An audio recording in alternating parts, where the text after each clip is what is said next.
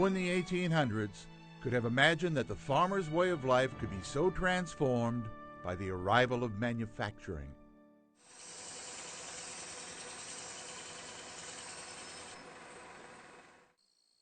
Very often we idealize farm work for both men and women, and we think of it as this pastoral ideal.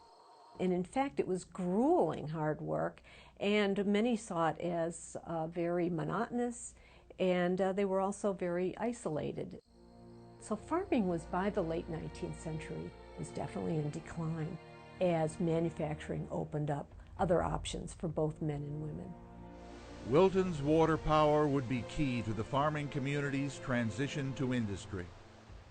Founded along Wilson Stream and the outlet of Wilson Pond, Wilton and East Wilton supported a grist mill and a sawmill by the early 1800s. These mills would be the forerunners to Wilton's large factories. Instead of industrial revolution, I like to think of the phrase the Great Transformation. The reason being because the Industrial Revolution suggests it happened very quickly.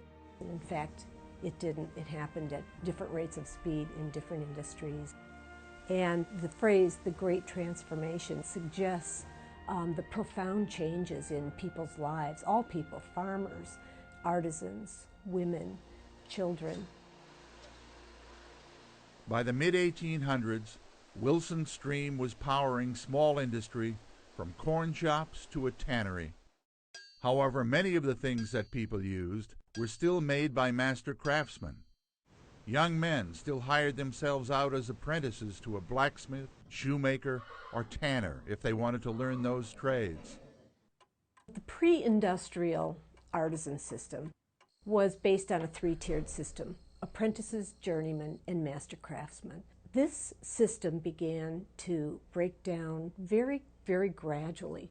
One of the first signs was that instead of a shoemaker learning as an apprentice to make the entire shoe, and this was a process that took approximately 7 years, the apprenticeship, merchants began to realize that they could make shoes more quickly and cheaply by teaching workers how to do specialized tasks. Historians refer to this process as de-skilling. Once de-skilling started, artisans no longer knew how to make the entire shoe, but now only knew how to cut out a pattern or sew an upper to a bottom. And this was often done in put-out systems, that is to say, in farmers' houses. Very often women were involved, children were involved in the process of making shoes. With the invention of machines like the Mackay Stitcher, the era of putting out shoemaking as a cottage industry ended, and a large centralized shoe factory was born. Here, workers' roles shifted to support the output of these expensive machines.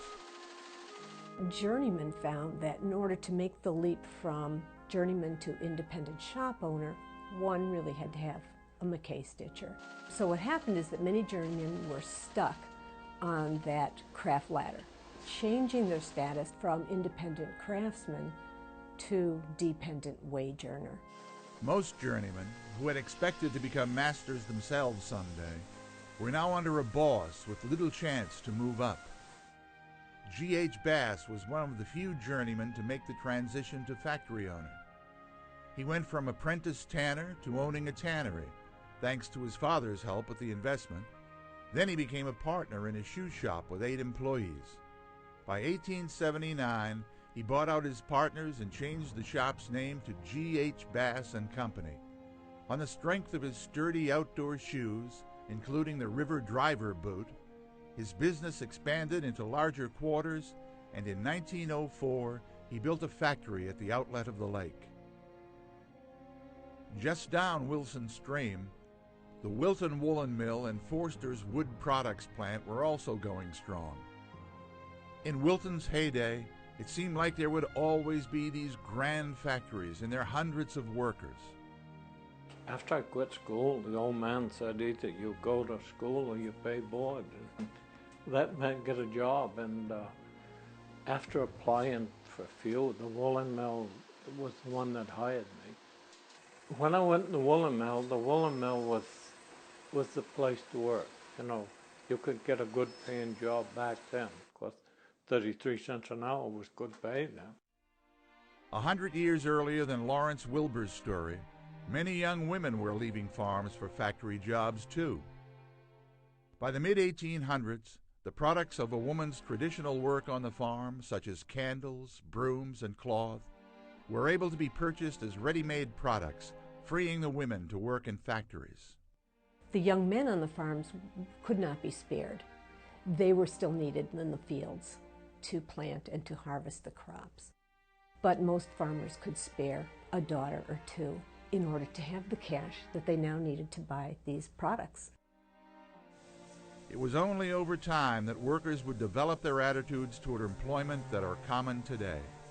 In the 19th century, there wasn't this sense that people have today about, I'm going to take that job, that's a great opportunity, I'm going to hang on to it, and I'm going to work for the mill all of my life. There wasn't vacation days, so if you wanted to go home and visit your parents, you might quit that job, and then it was very easy to go pick up another mill job somewhere else. Of course, you didn't have benefits and you didn't have retirement and all the kinds of things that I think keep people in jobs today, health insurance and so on. By the 20th century, labor had organized to demand benefits from employers, and workers had changed their thinking to expect the security of a steady wage. The way I figured it, I had a wife and 3 kids, and I liked the idea come Friday. I knew how much money I was going to get. I knew I was always going to have a weekend, and I knew I was always going to have a job. I knew I was always going to have vacations, and to me that was the way to go. Just as the transformation to industry happened gradually, the end of large-scale industry came slowly as well. So they closed the woolen mill, and the next day I started for Bass. No one understands the workmanship of a Bass shoe better than Lawrence Wilbur, who has sewn at least 300,000 weegens. In the 1950s and 60s, these loafer-like moccasins were all the rage, keeping the Bass Shoe Company going strong when other factories were closing. The one piece of leather cradling the foot, the comfort of a true moccasin. The only way to get that is by hand stitching it. Punching the hole with the awl and using 2 needles to stitch with, I will cross the ends, and that will tie this knot in every stitch. So every stitch is a lock stitch. Then after the stitch, I get rid of the needle, get the awl ready. You know, that happens fast, no one notices, I guess. Almost all the Bass jobs was piecework. The harder you work, the better you get paid. You could either talk and drink coffee, or you could stand there and stitch and make money. Over 6 generations, Bass workers could proudly say they made the boots that Charles Lindbergh wore on the first transatlantic flight, the special boots designed for Admiral Byrd on his journey to the North Pole. And Bobby Jones wore Bass sport moccasins when he won the Grand Slam. However, by the 1990s, even the weegen fad was over, and the Bass family sold the company. It was resold in 1998, and soon the last of its manufacturing moved out of the country. What had seemed like individual factory closings could now be seen as part of a bigger picture. The end of the age of industry. When the Bass factory closed, another great transformation was underway for Wilton, Maine. I'm not very good about now because I'm a historian and now feels like more like current events. But I will say it reminds me of the book by Leo Marx, The Machine in the Garden.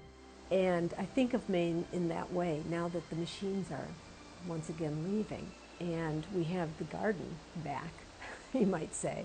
But what will people do in this garden?